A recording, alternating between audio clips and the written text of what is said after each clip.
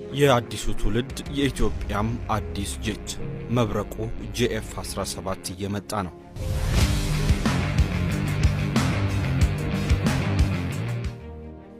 ዘጠናኛ ዓመቱን እያከበረ የሚገኘውና ከአፍሪካ ጠንካራና ስኬታማ አየር ኃይሎች መካከል አንዱ የሆነው የኢትዮጵያ አየር ኃይል ስኬታማነቱን የሚያስቀጥልለትና ይበልጥ አስፈሪ የሚያደርገውን አዲስ ተዋጊ ጄት በእጁ ሊያስገባ መሆኑ ተሰምቷል።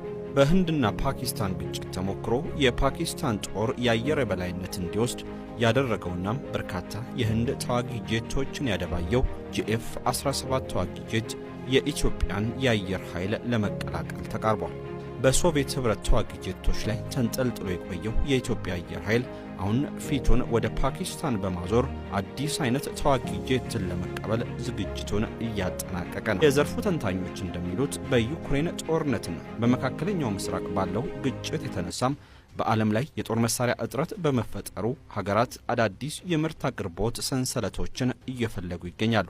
በዚህ ውስጥ ደግሞ ባለፈው ዓመት ከህንድ ጋር በነበረው ጦርነት በከፍተኛ ሁኔታ ብቃቱን ያሳየው GF-17 የበርካቶችን ትኩረት ስቧል። የፓኪስታን መከላከያ ኢንዱስትሪ ኃላፊው ራዛ ሀያት ሲናገሩ በዓለም ደረጃ ባለው የአቅርቦት እጥረትና ጫና የተነሳ ንግግሮችን እያደረግን ነው ያሉ ቢሆንም ንግግሮቹን ጥብቅ ሚስጥር በማለት ይፋ ከማድረግ ተቆጥቧል። ኃላፊው እንዳሉት የፓኪስታን ጄቶች በአሜሪካና በአውሮፓ ከሚመረቱት ጋር ያላቸው ከፍተኛ የዋጋ ልዩነትም ተመራጭ እያደረጋቸው ነው። GF-17 በአሁኑ ወቅት ከ30 እስከ 40 ሚሊዮን ዶላር እንደሚያወጣም የጠቀሱት ኃላፊው የምዕራባውያን ጄቶች ዋጋ ግን ከዚህ በ3 እጥፍ እንደሚበልጥ ማሳውቀዋል።